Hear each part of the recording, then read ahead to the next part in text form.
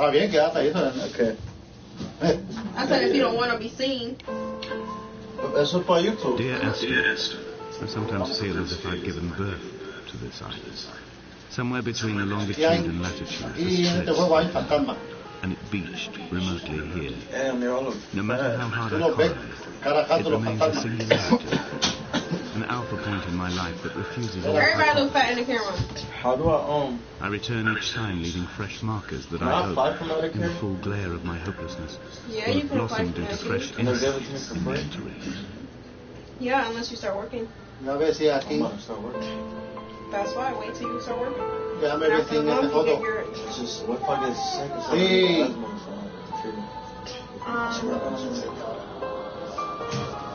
Grandma. We're gonna have to look for that. I don't know because I don't even know if I'm gonna be using food today.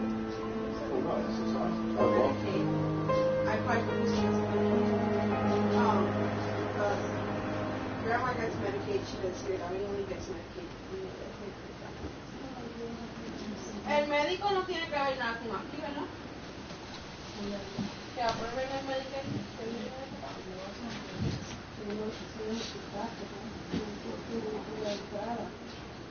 Si te da de esto, te voy a meter un puño para que no te porque si este le da ataque de asma, va a tener que ir al hospital. Él va al hospital aunque no diga eso. No puedo. No lo pueden rechazar. Me van a mandar un bill bien grande que no voy a poder pagar. Pero ¿y que tú quieres morirte? Si te da un ataque, ¿más que tú crees? Hay programas. Donnelly reported the legend of the hermit, a holy man who sought solitude in its most pure form. Allegedly, he rode here from the mainland in a boat without a bottom, so all the creatures of the sea could rise at night to converse with him. How disappointed he must have been with their chatter. Perhaps now, when all that haunts the ocean is the rubbish dumped from the tankers, he'd find more peace. They say he threw his arms wide in a valley on the south side, and the cliff opened up to provide him shelter. They say he died of fever 160 years later. The shepherds left gifts for him at the mouth of the cave, but Donnelly records they never claimed to have seen him. I have visited the cave and I have left my gifts, but like them, I appear to be an unworthy subject of his solitude.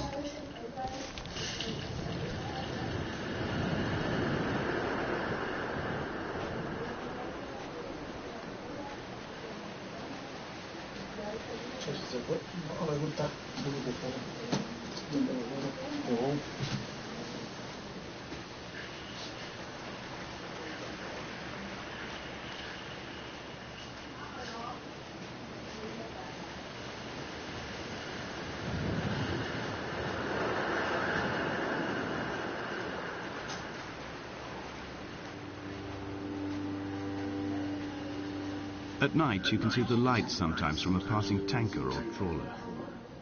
From up on the cliffs, they are mundane. But down here, they fugue into ambiguity. For instance, I cannot readily tell if they belong above or below the waves. The distinction now seems banal. Why not everything and all at once? There's nothing better to do here than indulge in contradictions whilst waiting for the fabric of life to unravel.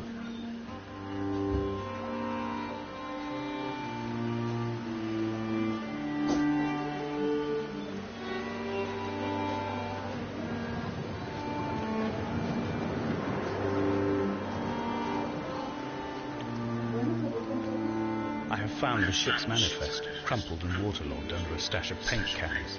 It tells me that along with this present cargo, there was a large quantity of antacid yogurt bound for the European market. It must have washed out to sea. God knows there are no longer gulls or goats here to eat it.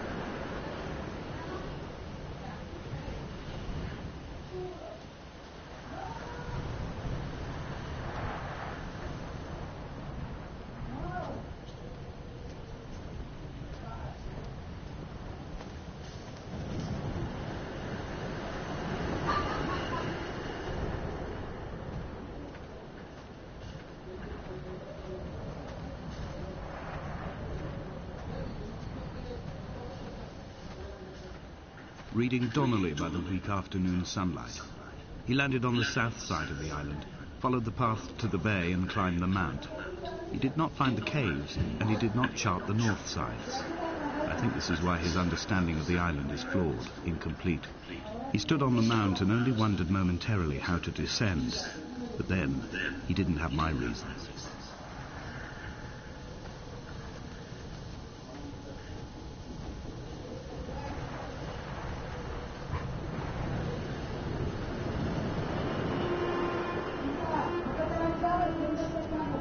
When someone had died or was dying, or was so ill they gave up what little hope they could sacrifice, they cut parallel lines into the cliff, exposing the white chalk beneath. You could see them from the mainland or the fishing boats, and know to send aid or impose a cordon of protection, and wait a generation until whatever pestilence stalked the cliff path died along with its hosts. My lines are just for this. To keep any would-be rescuers at bay. The infection is not simply of the flesh.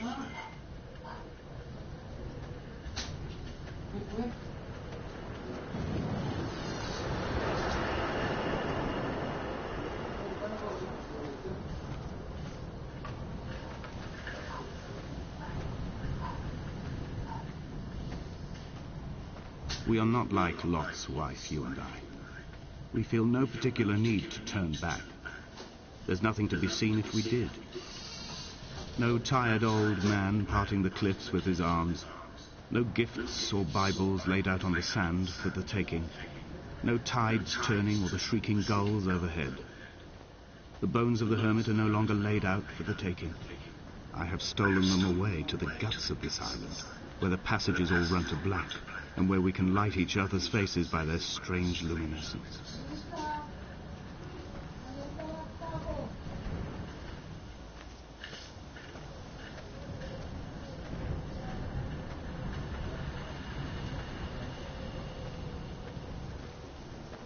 Dear Esther, I met Paul.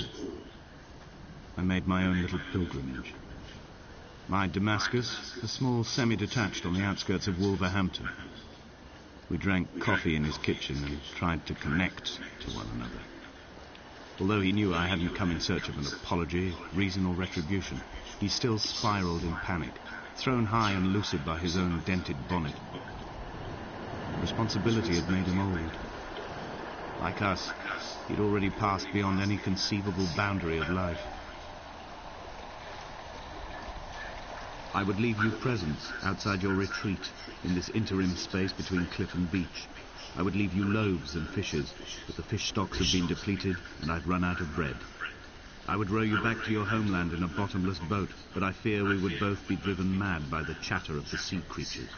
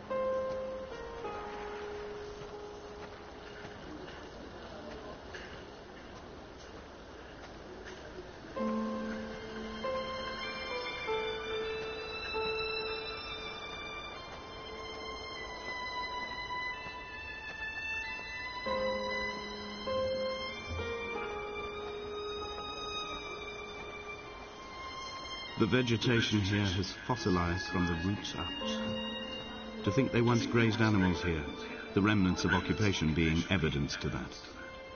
It is all sick to death. The water is too polluted for the fish, the sky is too thin for the birds, and the soil is cut with the bones of hermits and shepherds. I've heard it said that human ashes make great fertilizers, that we could sow a forest from all that is left of your hips and ribcage, with enough left over to thicken the air and repopulate the bay.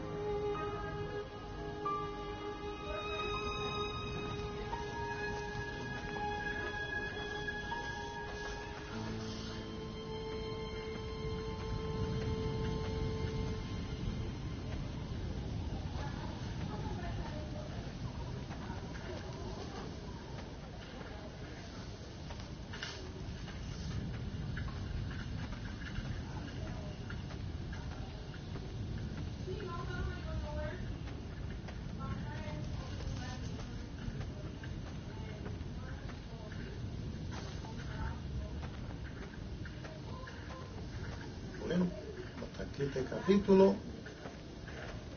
Hasta aquí lo termino. Hasta aquí llega el primer capítulo.